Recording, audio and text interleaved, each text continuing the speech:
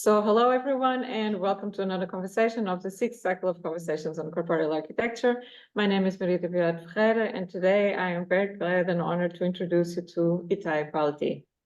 Itai is a practicing architect, researcher, writer, and multidisciplinary artist focusing on the relationship between people and place.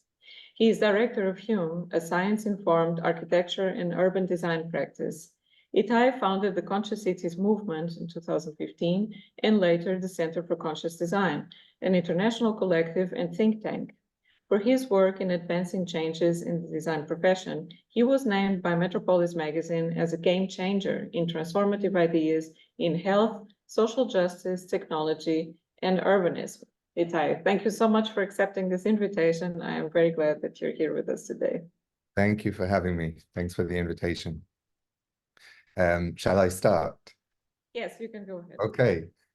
So it's always a kind of unique experience to speak to students who are studying this this kind of way of thinking, because when I studied, there was no kind of focus on looking at the psychological, emotional, cognitive aspects of how people experience space, and it makes me very happy to see that people are now studying it, and I hope that this will create a kind of knock-on effect on the industry.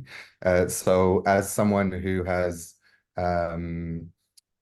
independently gone out during my studies to speak to neuroscientists and psychologists, and that being the way that I changed my career path from a traditional architecture one to one that is science-informed and conscious, I've come across a lot of challenges and obstacles and opportunities that I think are kind of good to share with students like yourselves who are about to go into the industry and figuring out how you can make a living and thrive with this kind of work.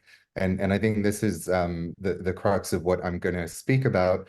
Part of it is to try and explain to you how I've learned over the years to not necessarily justify, but to explain the value of science-informed design to potential clients and the industry. And then how do you do that? What does it actually mean practically? Because I think we can all point at studies and say, you know, this says X about how we experience space, but what does that actually mean for the design process itself? And how do we practice it? So I'm going to share my screen. And can you see that all right? Yes, yes. Yes. Okay, great. So as I said, this part one, what are we doing? So when I was a student, as I said, there wasn't much of a focus on these aspects of studying how the environment affects us. A lot of the focus was really on the aesthetics and the form of the projects that we created. And I think credit was given to those whose visuals were most appealing, not necessarily those that responded best to a brief related to specific impacts, social impacts or impacts on individuals. And I think to me, this was kind of a wake-up call in my studies. And I said, well, what are we doing here? You know, we're designing for people, but I don't see anyone teaching me about how people experience space and how we can design for that. And in the beginning, I kind of thought of small provocations that I could create, which really would highlight how easy it is to say that space affects us, and at the same time, how many challenges we face in quantifying and giving numbers and a language to how it affects us. So this is, for example, what most people would call a prank. So I built this door overnight at the school, and it had to look exactly like the other doors, because the point here was that I was changing an environment which many people felt was familiar to them. So it was their studios and their offices. And I wanted to see what would happen if we suddenly changed that environment into something that they wouldn't necessarily recognize in a very familiar place. And obviously the reactions were, some found it very strange. Some people even found it disturbing. One of the professors said she became dizzy and had to sit down. And so as a provocation to show how strong the environment is in the way we experience, I created these kind of projects. So this is another one, for example, of a crossing box, which I built a replica of, and I placed it around the city in places where there was no crossing. So simply the presence of this box, this environmental cue, was enough for people to believe that there was a place to cross. And obviously this is kind of dangerous. Don't worry, no one actually crossed. I stopped them before they did. But this is another indication and provocation to show how much our environment cues our behavior. And what we do learn in architecture studies is really this kind of shifting of different architectural styles that have happened over the years. And I think this is kind of a nice way of showing and talking about the fact that architectural style is something that is historically a top-down process, meaning there are cultural values and there are periods within society that trickle down to what we believe is the right form of living and therefore the environments that we create. But the kind of difficulty with that is that architecture is permanent relatively.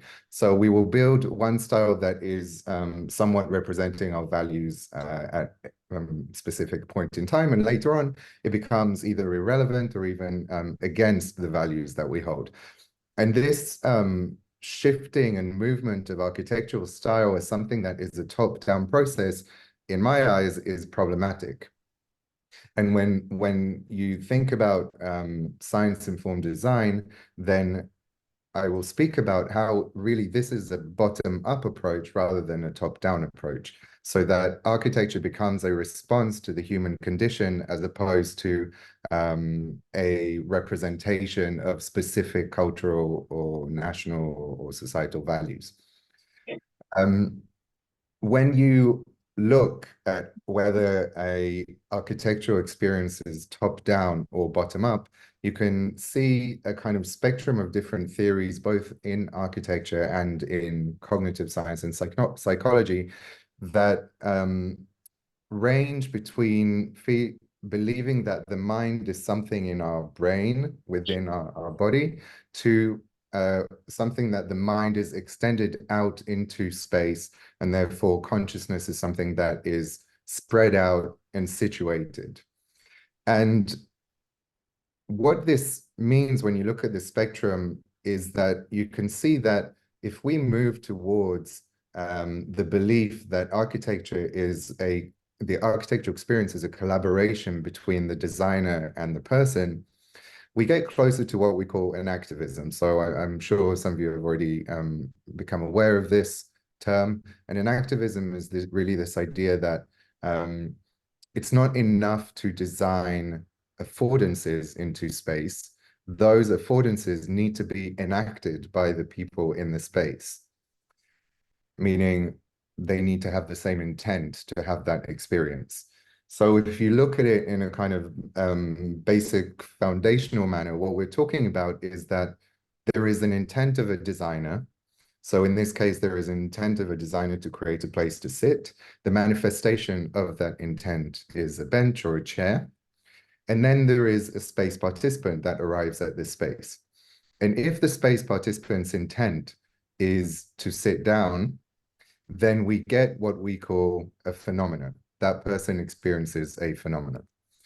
And when you look at it this way, then it becomes very clear that for any phenomena to occur in architecture, it's really about that dialogue between the space and the designer that created or designed that space and the people there. And so I take this traditional phrase and I'm slightly changing it, because architecture is really not frozen music, it's frozen intent. We have the manifestation of intent and it gets built, and then architecture, mostly if it doesn't adapt, becomes a frozen kind of statue of that intent. And why is it frozen? When we look at traditional design, we can split it up into these kind of three sections. We have the part where we imagine a project, we look at its feasibility, we understand what the concept is, who might be using it. We have a design section, and we have a build section. And the role of the architect and designers is really to come in at the beginning, sometimes not even in the beginning, and leave when this project is built. And then it becomes frozen. And so this is one of the challenges that we are trying to change in the field, in saying that in order for the dialogue between person and space to be alive, to be something that is dynamic, we need to reconnect the end of the project with the start of the project. Meaning it's not enough to leave when the project is built. We have to, that's only the beginning of the process. We then have to understand how people are interacting with this space and in this space. What can we measure about that? Whether we can see the space is performing effectively or not. And all the learnings from that should feed back into the reimagination of a space.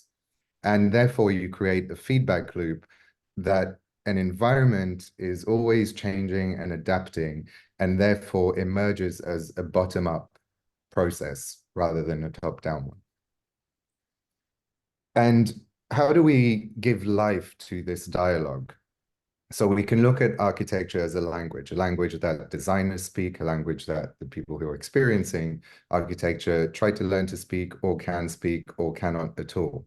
And therefore, it's a question of how do we learn to speak this language? The way we articulate ourselves is extremely important. Even a tiny change can have a huge impact on the meaning of a sentence, in this case, the fate of the grammar. In architecture practice, but also as students, we often get referred to books like Neufert or the Metric Handbook, because they take what we can say is objective, the objective reality that we all share, and somewhat base measures on the human body and give us indications as to how to arrange spaces, what kind of measurements we should be looking at, and for our designs to emerge out of those references. But the language in which we learn to speak also affects how we think and how we imagine. So when we learn to speak a language that is mechanical, that is based on the physical spaces around us, then when we speak to others and we say, what can we design for, that is the lexicon that we will choose. And therefore, it affects how we design. So imagine, for example, in a brief that you have given to an architect that says, we need a classroom for X number of students, 30 students. The picture you see on the left and the picture you see on the right could both answer to that brief. It just depends on what measures of success are chosen as representing this project. In traditional education, the learning is seen as somewhat of a knowledge transfer. So kind of like how we're doing now. There is a person speaking, there are students who are listening, and this is how we transfer knowledge. When the science of child development started creating insights about what is healthy for child development, what is needed in an environment for education, then we start looking at very different metrics. We look at how empathy is developed. We look at resilience. We look at a sense of identity and whether the children feel belonging. And these metrics as a point of departure create a completely different design process, which ends up with an environment that looks to us not much like a classroom, but is actually more aligned to the human experience of what's needed for child development. And so the language that we choose, the lexicon that we have, eventually gets manifested in how we shape the environment. It's not just in the current moment that it gets shaped, it's also in how spaces evolve. So I mentioned the person-space dialogue. In airplane cabins, what we see is that the space in front of us is shrinking over the years. And that's a direct result of an evolution driven by a specific number, and that metric being passenger numbers and profit. If the metric for success for those kinds of spaces would have focused on our well-being, on our comfort, we would see a completely different evolution of that space. And so this makes it doubly important to understand what metrics we attach to place, because it's not just the design process that affects, it's also the iterations. And we see this happening in all sorts of scales, in all sorts of places. I mentioned the passenger numbers, but also think of how so many cities were, parts of cities were destroyed in order to create faster traveling time for cars. The metrics that were measured there for success is how long would it take to reach from X to Y by vehicle. And that being the dominant metric meant that all the other metrics that related to the well-being of the people living in these places, whether it impacts social cohesion, whether it impacts health, are put aside. And this is the result. The same for maintenance. In a lot of cities, we get kind of inhospitable deserts and violent architecture because the metric they're answering to is how can we minimize the maintenance of the space rather than how can we maximize the desire for people to dwell in this place and live. And Einstein picked up on this really nicely, and I love this quote of his that says, "Not everything that counts can be counted, and not everything that can be counted counts." But what can be counted shapes the environment. That's how we get environments that are completely devoid of the qualities needed for human thriving, because they address a specific metric. And we don't often get a brief in which our client will say, we want a space for exploration. We want a space for curiosity. That is seen as somewhat an afterthought and maybe just the responsibility of the architect if he or she so wants to create that kind of environment, and if he or she is willing to take on that conversation and convince the client that it's worth investing in these kind of designs. There is no, because of the lack of lexicon, because of the lack of knowing how to measure and deliver on these qualities, what we get is a regression into the very basic qualities that are physical and not those that are based on experience. How do we deal with this? I believe it's in making the invisible visible, and I'll explain what that means. We already have a lot of metrics that deal with our external environment, and that is what is visible. And we have within ourselves experiences that science, neuroscience, cognitive science, psychology, anthropology has created tools for us to give numbers to and therefore make the invisible visible. And so we add these metrics that represent human experience to the language of architecture. And what is the effect of adding these new words, this lexicon? We can represent the behavioral effects of environments, physiological ones, cognitive, mental. We can also talk about different scales, whether it's about how a space affects an individual all the way up to society. And we can also talk temporally. What does it mean to be in the moment within space? And what does it mean to look at the long-term impact of space? And so there's this question of what can science do for design? In my opinion, science can shift design from efficient to effective. And that creates a different discourse around what architecture means and what it's used for. And when we introduce a new language, we have the opportunity to reverse the damage that we've done to our environments and bring it back on course to be aligned to how we live.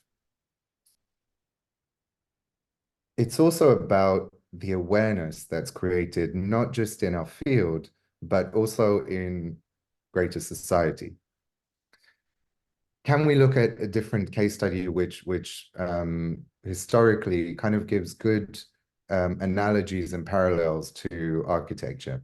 So you look at the food industry.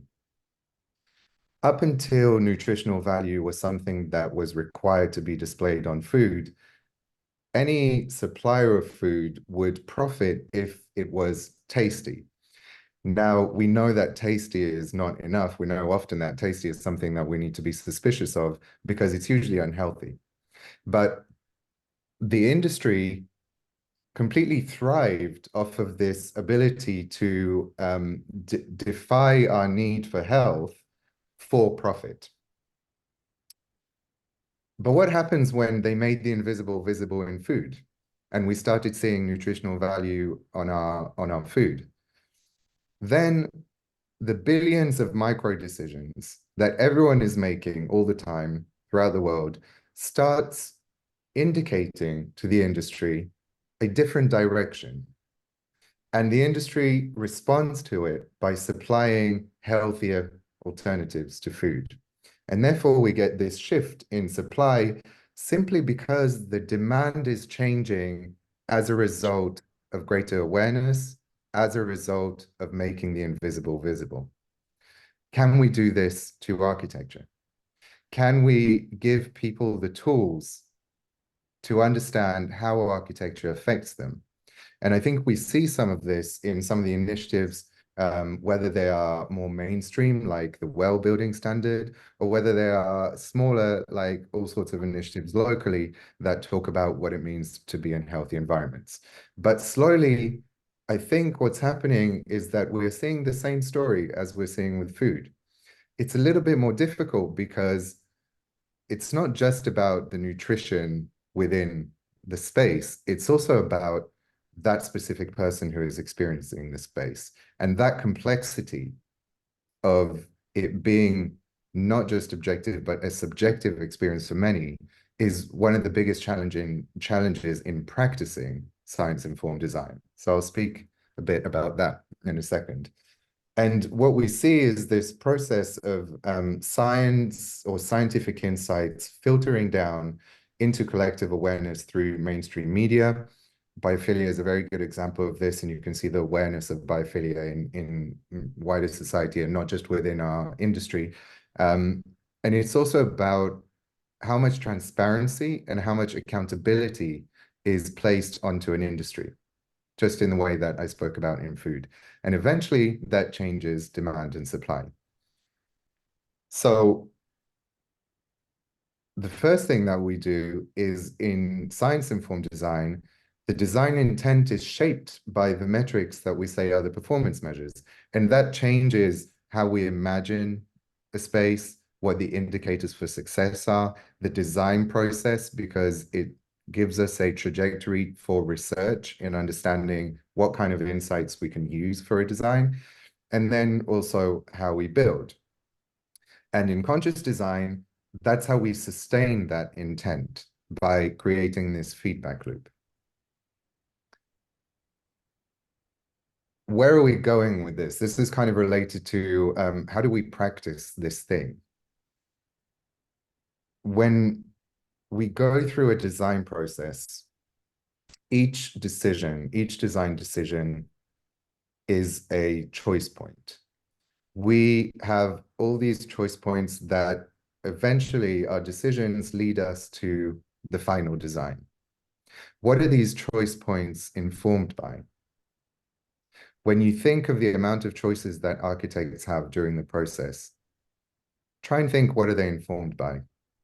Traditionally, they're mostly informed by taste and some experience in understanding how people experience that space if that architect is so inclined to care about it.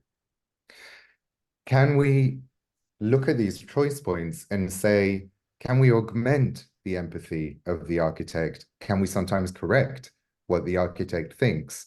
And therefore, each choice point being more informed by evidence and by science. And this is, in the end, what becomes upstream thinking. We can't change the industry in such a wholesale manner because the system that drives the industry and how we create space is so embedded and so set in its ways that we need to find upstream interventions. an upstream intervention like using a different lexicon, like applying different performance measures to spaces, eventually ends up in a very large change downstream that we'll be able to see in the industry. And so my work over the last decade or so, a bit more, has been to understand how we can practice this kind of work. So creating the proofs of concept that we can design through a science-informed lens, and also being in dialogue and in discourse with the industry so that it changes towards this way of thinking, not just because I think it's right and we will emerge with healthier environments, but also because there is a conversation about what is the role of the architect. And I think the role of the architect has become more and more administrative over the years, less and less creative over the years. And the reason for that is, in my opinion, is because we are almost the last profession to not switch to an evidence base. We're a profession that is relying on a historical privilege of the architect's taste being enough to trust to make all these decisions and investments. All the other professions have moved to an evidence base. You don't go to an engineer and ask him, will this building stand up?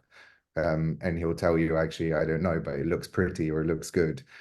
Everything needs to be more evidence-based now. And I think if we go back to the original idea of what the architect is, which is a curator of experience, can't we bring back the architect's authority by showing that the way we work is evidence-based, that it's not just a matter of whim, that it's not just a matter of taste, that it's a matter of being trained in finding and using the knowledge in the right way to create healthier environments. But doing so is incredibly complex. And these are the challenges that we have in practicing science-informed design, because every space is very complex because there are different people. Those people come with different motivations. They experience space differently. They come with different expectations and they interact differently. So how do you deal with that complexity in designing? I'm sure you're all aware of this pyramid, Maslow's pyramid. I'm going to say up front that I don't believe in it as a hierarchy, but I use it as a way to show that there is a spectrum between more universal needs and more subjective needs. And that gives us a good lens as to what we can design for and how. So in the bottom of here, when we look at physiological and safety needs, most of these needs are relatively universal and we can design for them for these basic comfort levels in all kinds of spaces, and they're likely to be relevant to as many people as possible. And when you go up towards self-actualization, what you see is that these needs become more and more subjective, more and more specific to people, to specific people. And then it becomes difficult to design spaces that will be universally healthy for those needs. How do you articulate those needs? Amongst all this complexity, I believe the answer is simplicity. And it comes from this very simple formula, which we call a schema, a person, experience, space relationship. If we articulate every type of space that we create and we design in this way, it can bring about all the right processes that we need to create science-informed design.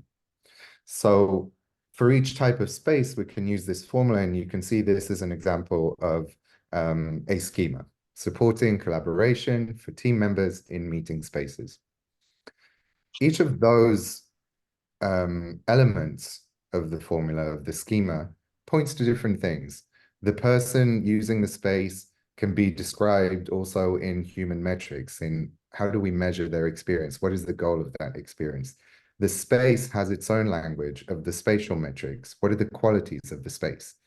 And the experience also has its own language in terms of what does science tell us about how people experience this kind of schema? And really, what we're trying to do here is to create a direct link between the human experience and the world around us. And this is a bottom-up way of doing things. So if you remember the kind of different architectural styles as something that is top-down from culture, this is a way of architecture emerging bottom-up. So in this example, I'm showing you how do we link something like productivity, a human experience, to light. Sometimes there are studies that give us direct links, and sometimes we need to find the correlations that create this chain. So for example, we know that productivity is a result of executive functions being affected by cortisol levels, and cortisol levels being affected by exposure to light and the type of light. And there we have the link. The stronger the research shows a link between these metrics, the spatial ones and the human ones, the more we can rely on those insights to be fed into the design process and affect design decisions. And what we end up with are these two fingerprints. We have the human side, which is the fingerprint of the people experiencing the space. And we have the spatial side, which is a fingerprint built up of the different qualities of that space. And whether those prints work well together or not results in whether we successfully give people the ability to experience a specific phenomenon. Meaning, what potential do we embed into a space for people to have a phenomenon, a type of experience?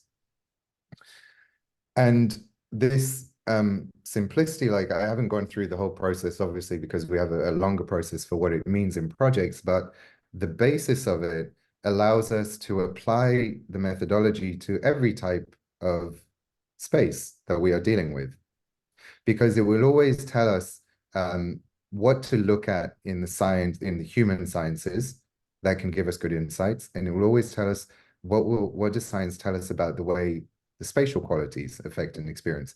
And it's our job as science-informed designers to connect that knowledge and give useful insights to architects and to clients. And it also means that being a science-informed architect or designer, you work differently to what a traditional architect does, because we're talking about redefining the role of the designer as someone who is not just creating the drawings and the plans and the sections to be passed on to a contractor or an engineer. We are seeing architects and designers as leaders of social dialogue, a dialogue about our relationship with place. And therefore, what we deal with is not necessarily just the design, it's also about thought leadership. It's also about creating dialogue with our clients, with the industry, that brings to light different ways of thinking, different lexicons, different ways of discussing. And it took me a few years to understand how to talk about science-informed design in one sentence, because what you get as a reaction from architects and from clients is that they feel that integrating science or scientific knowledge into their process means more work, and therefore, why do more work? The answer to that, as I see it, is that each project has a finite set of resources. And the role of the architect is to use those finite set of resources most effectively to create a specific impact. Science-informed design helps us to distribute those resources more effectively, because the design decisions are informed by something that tells us more than just our intuition. And so if someone says to you, why invest more time in using science or using insights in your design process, this is the answer. The answer is to the client, do you want a more effective space for the resources that you're investing? If so, let us inform these decisions by science. And so we also create at HUME science-informed insights for architecture and urban design. Sometimes that means giving a kind of wrapping or a direction for projects in the form of strategic briefs, which give the clients a better starting point for which how to speak to their architects and designers and how to follow through during the design process and have it align to the insights. We also create insight reports for architects and designers, meaning if we know what schemas they are designing for, what can we tell them about those schemas? What can we tell them about the spatial qualities needed in order to create a better design? And then we also create reports that talk about specific types of typologies or impacts, like how do we design for healthy aging? Or how do we support healthy child development in museums? And finally, we set through these two previous kind of outputs that I showed you, we set the stage for conscious design.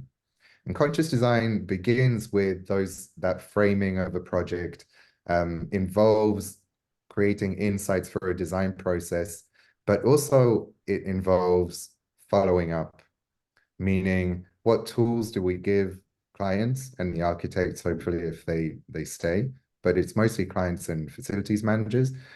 What tools do we give them to measure the effectiveness of the space, to understand whether the environment is actually delivering on the experience that was intended? And when they do get that data, what do they do with it? How does it feed back into the evolution of a space? And I think all of this is to say that most of the time, designers and architects go into the industry to have a positive impact on society, on their environment. And I want to end this talk with kind of more of an understanding of what we're doing here. What are we building? And that discourse is something that we bring to life in the Center for Conscious Design, which is an organization that I set up to aid the conscious cities movement, but not just. And it's, as Maria said, it's a collective of people throughout the world who come together and want to create change in their industry, want to create new knowledge and share insights, and therefore push the industry towards a change to become more science-informed and conscious in how we work. And we do that through publications, through creating events that bring together different fields, and also events such as the festival, which is an annual one. The next one is next year, where chapters all over the world come together and do their local events, and together we create this global dialogue of how do we become more conscious on our relationship with place and what does that mean for design. And you can go to the website of the Center for Conscious Design, where you'll be able to see a lot of talks from these events, and that's something that we share with the industry, and articles. And I also encourage you to, if you're interested in being part of this change, you can become a member and apply to become a fellow as well, and use the platform as a way to bring exposure to your work and ideas. And one of the main goals of the Center for Conscious Design is to get its fellows to do more of the work that they want to do. And the model for that is that if we push out the ideas and people are exposed to these different solutions, then we're much more likely to be engaged professionally in this work.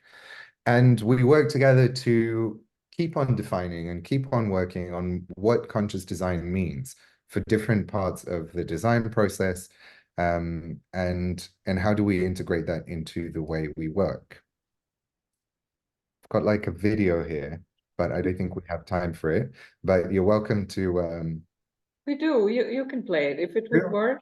okay. Yeah, Well, let's give it a go if it works. This is something which is shows what happens in Conscious Cities events for you to get an understanding of the atmosphere of what we do.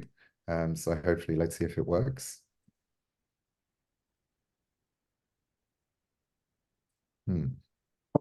We're closer to these issues or closer. Who is in the room and who isn't? Who isn't in this space? Right? So that seems like an easy question to ask. Under that question is something hard. Why are they? I think it's really important to go back to the fundamental problem. Why are we even building any of this?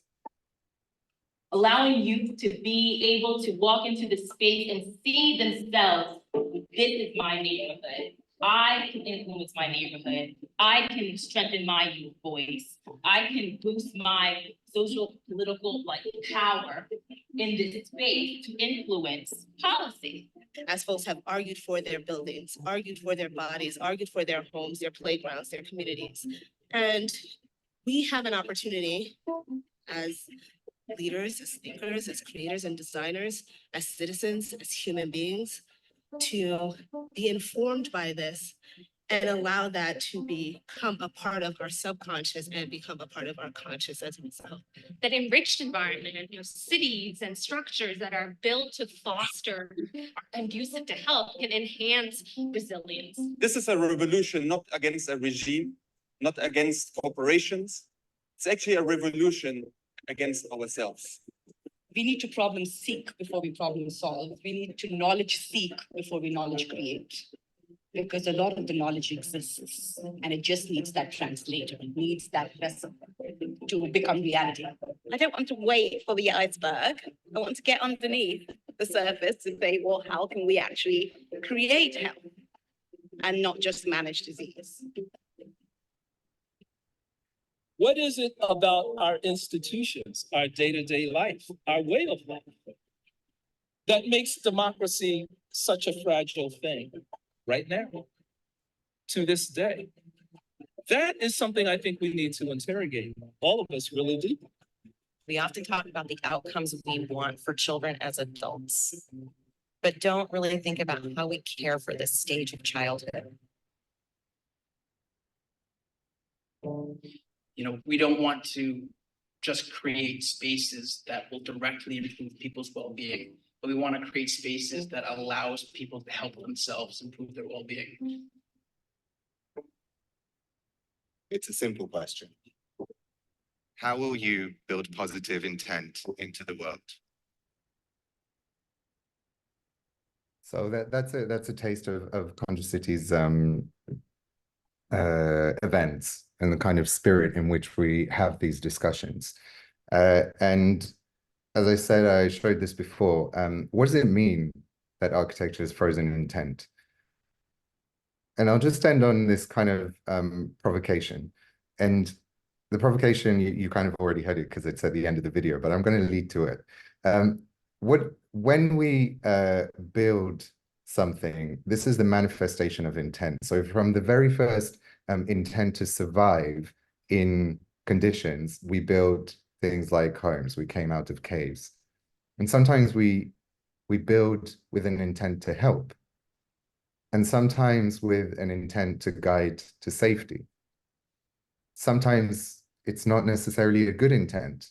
And we use buildings to and design to segregate, to separate. Sometimes the intent is to welcome. And sometimes the intent can even show that we want to include others in spaces. This is in Tel Aviv, for example, how they created places for people in wheelchairs to be able to be closer to the water and be part of being at the beach. Sometimes there is an intent to empower. So this is Rabin Square in Tel Aviv, and Rabin Square was designed within the brief with the intent to allow up to 40,000 protesters in front of City Hall. When you compare it to, and what this means is that most of the time the space is empty, but that emptiness allows for expression of people. There is an intent to allow the empowerment of people. On the opposite side, if you've been to London in Trafalgar Square, there are two huge fountains in the square, and most people think it's for beautification, but those fountains were installed there in the 1850s in order for there to be less space for people to congregate, less space for people to protest, and therefore there is a hidden intent in Trafalgar Square to repress expression. And sometimes we fight with architecture and we change it because it doesn't align to our intent. And the question is now, when you are going out there into the world and designing and changing environments, how do you build positive intent into the world? And I'll end with that question. Mhm. So thank you, Itai. This was a very interesting talk, and everybody here in the room was like very focused, and I'm sure there will be a few questions popping up, but I will start. So first of all, thank you for sharing this very complex and also now very large scoping array of insights, and also your vision and how it has been spreading in also in these different but kind of overlapping directions. And I'm very glad to also have followed the way that you developed your work. It was already a long time ago that we met for the first time at the ANFA conference in 2016. And already then I thought that your presentation really had some very interesting insights, and it really has gone so far since then. So my first question has to do with this topic of data, the data collection. So I would like to know if you could perhaps give us a bit more insights into the practicalities of working with this kind of approach. So you do science-informed design. This means that you implement for sure a certain kind of methodologies, either through questionnaires or maybe even if you work with biometric data collection machinery or technology. So could you give us perhaps a few more insights into your process? Yeah, do you mean the process of when we create insights, or when we talk to, for example, clients about how they follow up with data? No, I mean, you mentioned in your presentation that you work with science-informed design. So what kind of data do you work with? Do you collect the data, or do you look for data which has already been collected and is available, you know, in the scientific community, for example? Yeah. Yeah, I mean, even there, I think there's I can say something that would save everyone here a lot of time, because for the first couple of years of practicing science-informed design, we and I and the people we're working with were convinced that what we can do is advocate for our clients to carry out those studies when we are within the project. And that was just, it was kind of semi-realistic with some clients. With a lot of clients, it wasn't realistic. And I think I've distanced myself from that because we see that it's not something that the industry is that interested in investing so much, because the return on investment is actually, I agree with them, not necessarily worth it to do for each project. And so the question became, how do we translate the existing research into something that's useful for a different space? I'll use this as an opportunity to explain why conscious design emerged out of science-informed design. And it's because when you are translating insights from a study that was carried out on different people in a different place with different context and different culture, and you're extrapolating that data to something with different people, different context, etc., the effectiveness of that insight is quite low. Meaning you can talk about specific aspects of a space. For example, we know that qualities X, Y, Z are shown according to literature to have an impact on, for example, productivity. We know that according to research, there's a big body of research that links light to productivity. Now, a study that tells us these specific amount of lumens are good for productivity is really not relevant to applying to a new design, because different context, different people, etc. So what that means is instead of saying to architects, design for X lumens in this space, what we can say is, we know that light has a huge effect on the experience we're creating, or materiality, or the layout of a space. And therefore, we ask you to design into your spaces the ability to adapt that quality. Because we can't tell you what the exact amount of light is, but we can tell you that if you can change the quality of light in that space and allow people to adapt it, then they are more likely to create an alignment with what is good for them. And therefore, what we end up doing more is framing what aspects of a design are more likely to be effective in its evolution. Can you design into this space the ability for it to evolve in the layout, in the materials that change over time, in the qualities of light, as I said? And what that ends up in is that the relevance of data taken from people in situ, experiencing the specific space that we are talking about, has much more value than trying to translate to different study. And therefore, we encourage clients to create this feedback loop, which is conscious design, because that data is most relevant and it can feed back into attuning and optimizing those qualities that we talked about beforehand that need to be adaptable. And through these two processes, we can create environments that have a richer and more effective dialogue in the person-space relationship.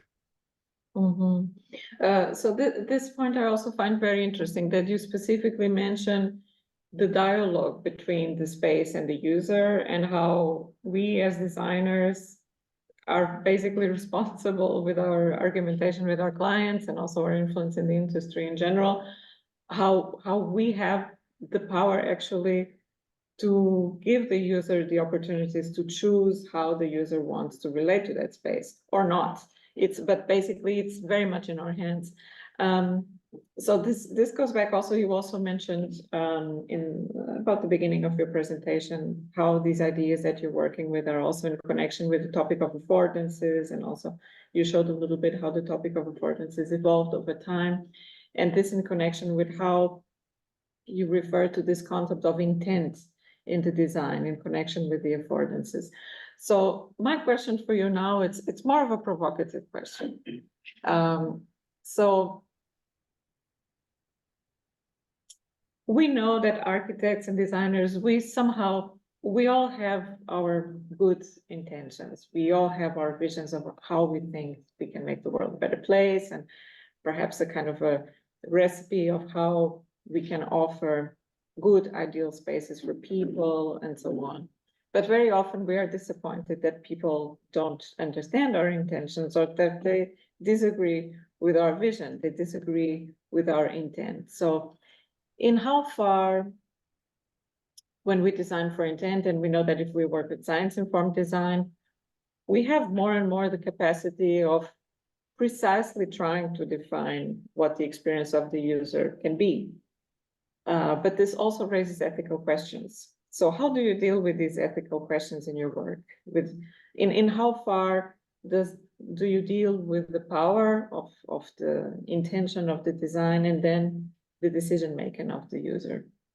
Yeah, it's a nice provocation. I think I referred to this problem a few times in the talk. Partly when we speak about transparency and accountability, it's not within traditional architecture to be very transparent about what the intent of the space is. No department store tells its clients that we've designed out windows so that you forget about time and shop more, right? So there is a tradition of hiding our intent. But when I speak about making the invisible visible, it's about bringing to light the intent of the designer, so that people can be more aware of what what kind of space they are in dialogue with and how it will affect them. So apart from transparency and accountability, I think there's also the aspect of if you, as an architect or a designer, work in such a way that your ego is not part of the process of decision making, and you see yourself as invisible in the space that you create, but rather you see yourself as the medium by which the people who use the space express themselves and shape that place, then your responsibility, of course, is to design with the insights as much as possible. But even the most genius architect, who uses science, will not come up with a perfect solution for every person who uses that space. And so you ask yourself, if I can't come up with a perfect solution, what can I do? And I think the answer to that is what you can do is become the medium by which a dialogue is brought to life between person and space. Because only through that dialogue can we get closer and closer to a healthy environment that represents the needs of people. Mm-hmm. And also that we have the courage to educate future architects to design with a better intent than the kind of intent that we are dealing with our cities. We still have all over the world architecture schools that are so focused on the modernist intent, and we have it all over in so many cities and so on. And there's still, there was so much work of so many important theoreticians and practitioners and so on who criticize the whole inheritance of modernity, but we are still somehow always looking at that point and not critically enough, but also forgetting about some of the good aspects. I just have to say about that I agree with you that designers, architects can become more aware and maybe change the way they work, but maybe I'm less of an optimist about relying on that, because I think here and there, an architect that works in this way and makes better environments is not wholesale enough. It's not going to change everything. And I do think that good intent is a good thing. I think what's even better are mechanisms that rely on even the architect with not good intent to create healthy environments. And that requires, as I said, accountability, responsibility, legislation that trickle from upstream interventions all the way to changing a very large system like the building industry. And so hopefully what we're talking about now will lead to something a bit more concrete in what is expected from the architecture profession. Well, this makes an interesting link also with the topic of standards, because I don't know if you know, but besides this class on corporeal architecture, I'm also teaching here at the HFT ergonomics already for about, I think, 5 years. And when I started to teach ergonomics, I went through the whole history of ergonomics. I read many books, and I went really thoroughly, and I became very worried about having to teach this class because I disagreed with a lot of the very, very tricky, problematic history of ergonomics. But I really took it as a chance to kind of also to open this for discussion with the students. So we always have a kind of fertile ground in this regard. And one of the questions that I kind of leave open is this topic of the standards normally, because we don't like them, but we also know that we need them. And we also know that standards appeared mostly, specifically in building, they appeared because of the constraints of the industry. So most of the standards actually were not, they did not have the focus on the human, they had the focus on the system, and not really the human as an empowered agent in the system. So more, as you mentioned before, this top-down approach. Of course, now we have a whole different way that we deal with systems and the role of the human in the systems, of course. So we are working towards inverting this relationship or this power dynamic, so to say. But still, I would like to ask you, you showed this example, for example, from the food industry with all these different ratings and so on and so on. And these things are indeed very helpful. We use them in our daily basis, and it does have an influence in our decision making and an influence in what the industry offers us. But should we not have, in this regard, even higher standards, like you were mentioning now for building, to have some aspects that the industry would simply not be allowed to, offer certain products, or be able to still build buildings that have characteristics that we already know can be harmful, or offer, or maybe even promote more aggressively that buildings that have characteristics that are harmful really have to be changed, and find also the economic resources to do that, and so on. So this is, we could say, the important aspect of standards.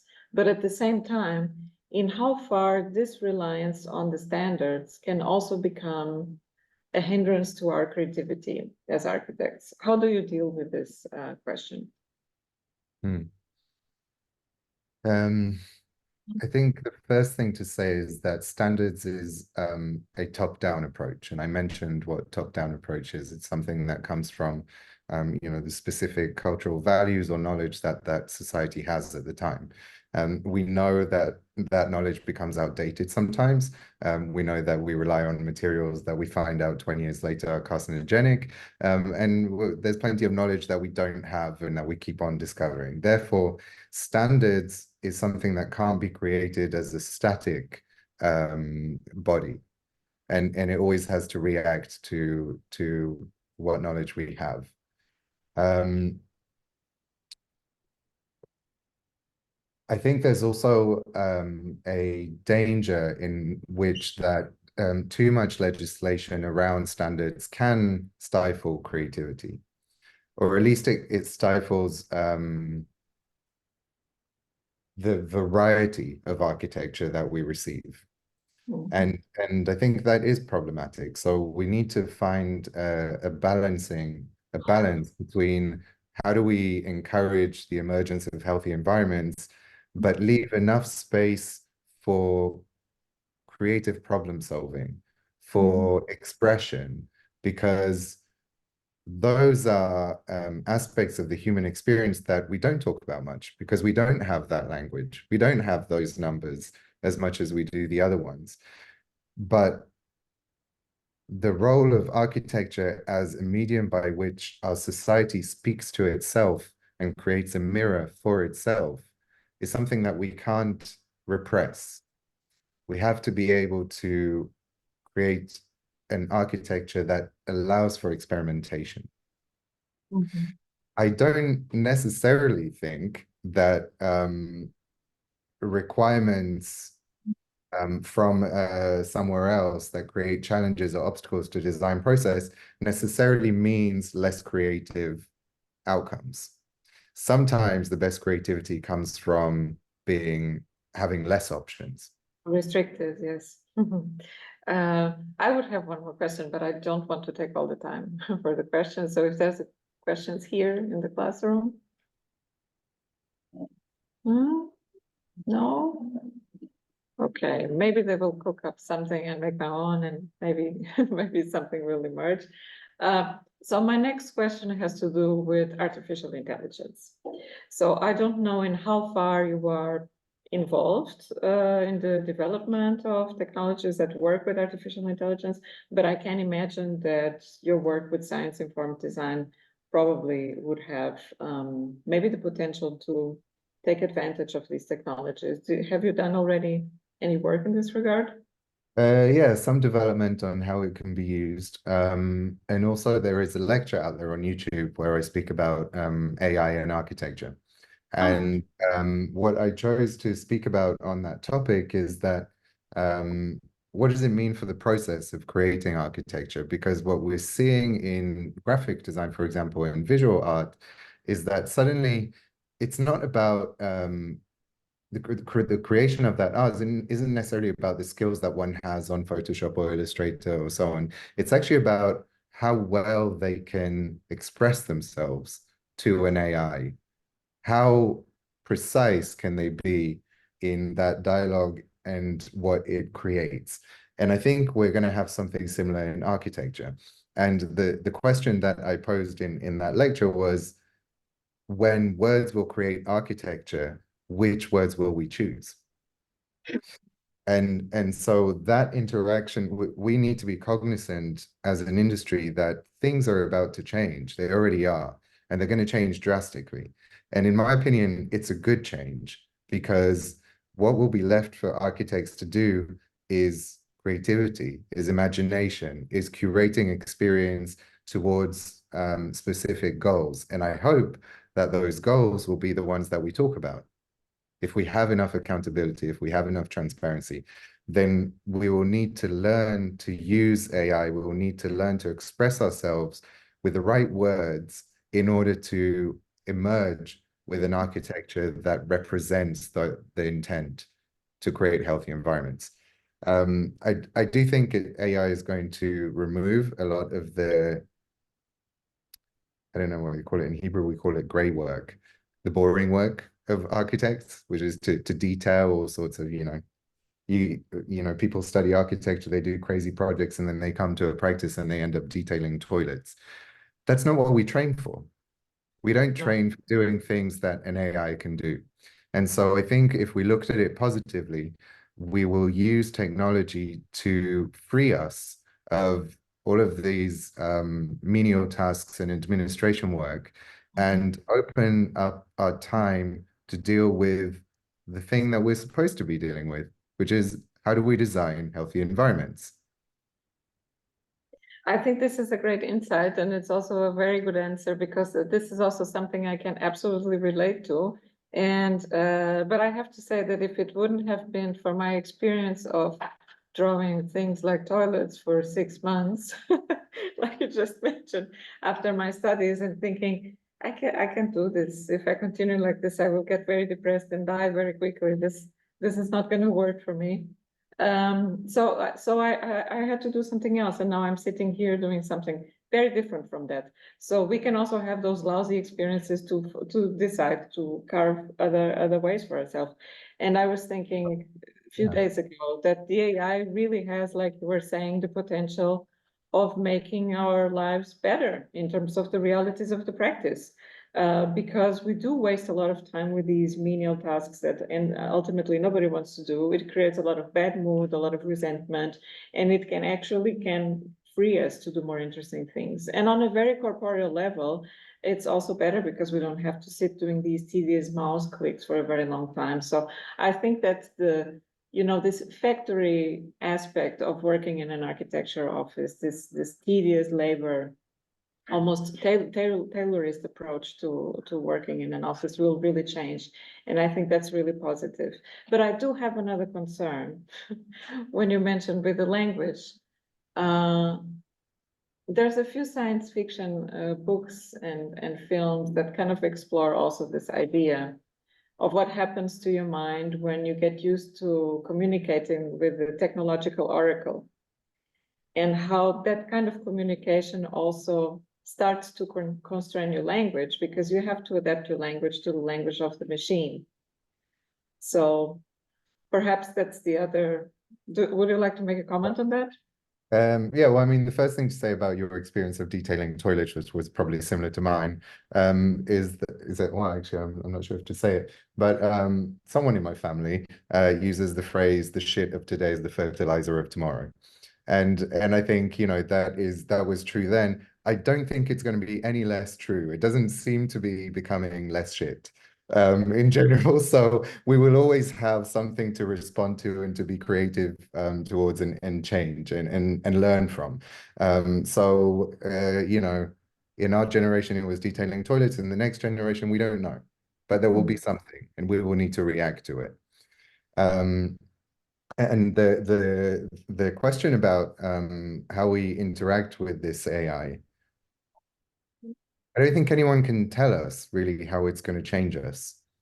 And I think the only thing we can do is to create awareness, to raise consciousness, to become cognizant of how it's changing us. If you look at when I started this journey of conscious cities, I created an animation on YouTube. You can find it on, if you search an introduction to conscious cities. And the very first frame of that video is the two scientists bringing Frankenstein to life. Because when we talk about AI and technology bringing our environments to life, we need to be very critical of that process. Because just like Frankenstein, we're not actually sure what we're creating. And the only insurance policy we have for that is having the foresight to be aware of what process we're creating and where we're going. And that's one of the reasons for conscious cities to exist, because we are talking about a reality which is maybe a couple, well, it's starting, but is a few decades down the line, where we really have a living dialogue with space because of technology, because of how we build, and because of the intelligence that those spaces will have. But if we don't have a movement now that talks about what this means, we're going to be walking blindly into that future. And therefore, the dialogue that we're having now is really, I think, the best insurance policy that we have of not walking into darkness. Aside from that, I don't think anyone is smart enough to tell us what's going to happen. We will have to, we can't rely on any oracles. We will also have to go through it. But I do like this comparison, also when you meant before that the that the problems of today become the opportunities of tomorrow, so to speak. And the philosopher Slavoj Žižek, I was reading his latest book some time ago, and he also mentions that it's when things acquire an incremental quality that great potential for alchemical transformations happen. And I found this fantastic. And so that's what a poetic way of saying the same thing. Yeah, exactly. But yeah, fantastic. So any questions here in the room? That's why No? I promise I'm not scary. Any question? Any question? Yes. No. Okay. So this is a very maybe I am scary then. sorry. Maybe I am scary then. Sorry. I'm No. kidding. I think it was just many new concepts and so on. And sometimes it takes some time to let things brew, and then things start emerging. And this is a very open space. So if they don't want to ask a question, they don't have to ask a question. We leave it like this. So I don't know if there's a question in the virtual audience, because Martina is here. I don't know if she would like to make a question. Maybe not. Okay. Yeah. I just want to compliment. Hello, everyone. I could join just very late, but it was already super pleasant to be here, even if it's just for the last half an hour. So let me just compliment. But I'm sure I will have even more questions as soon as I go to YouTube to see the whole lecture back again. Okay. Thank you, Martina. Thank you, Martina, also for being here. Martina will also do a talk in a few weeks for this cycle, and I also very much look forward to it. So Itai, we have to finish for now. This was a very enjoyable and also very interesting session. I'm very glad that we had this opportunity, and I hope that we will continue to exchange thoughts. And I'm always very glad when I also have an opportunity to contribute for some of the initiatives of Conscious Cities and of the Center for Conscious Design. So I'm sure we will have another opportunity of continuing some of these open threads. Thank you. Thank you very much. It was a pleasure, and good luck to the students. Thank you. So take care. Bye-bye.